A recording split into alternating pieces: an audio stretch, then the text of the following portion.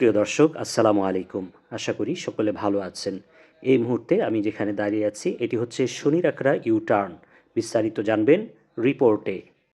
ঢাকা-চট্টগ্রাম মহাসড়কের শনিরাখড়া ও রায়েরবাগের মধ্যে ১৩ কোটি টাকা ব্যয়ে নির্মিত ইউ-টার্ন ১৬ ডিসেম্বর খুলে দেওয়া হচ্ছে। মহাসড়কের শনিরাখড়ায় গিয়ে দেখা গেছে ইউ-টার্নের কাজ শেষ করা হয়েছে।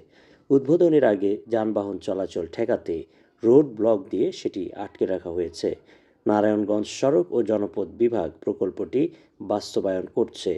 প্রকল্পটির ঠিকাদারি প্রতিষ্ঠান হাসমত অ্যান্ড ব্রাদার্সের মালিক হাসমত আলী হাসু বলেন, প্রকল্পের কাজ শেষ করেছি, এখন সড়ক ও জনপথ বিভাগ সিমরাইলের কর্মকর্তারা যানবাহন চলাচলের জন্য এটি খুলে দেবেন।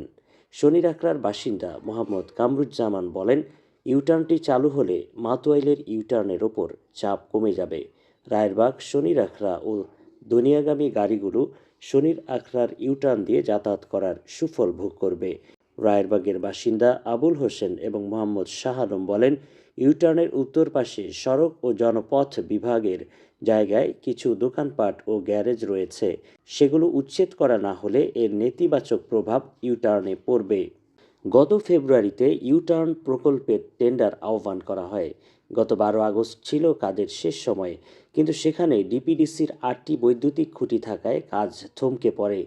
এ নিয়ে গত ২১ সেপ্টেম্বর সমকালে বিদ্যুতের ৮টি খুঁটিতে আটকে গেছে ১৩ কোটি টাকার প্রকল্প শিরোনামে একটি সংবাদ প্রকাশ হয়।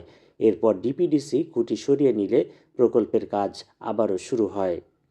নারায়ণগঞ্জ সড়ক ও জনপথ সিমরাইলের উপবিভাগীয় প্রকৌশলী মোহাম্মদ আহসানুল্লাহ মজুমদার বলেন, ঢাকা সড়ক ভবন থেকে ইউটার্নের রোড সেফটি পরিদর্শন করা হবে।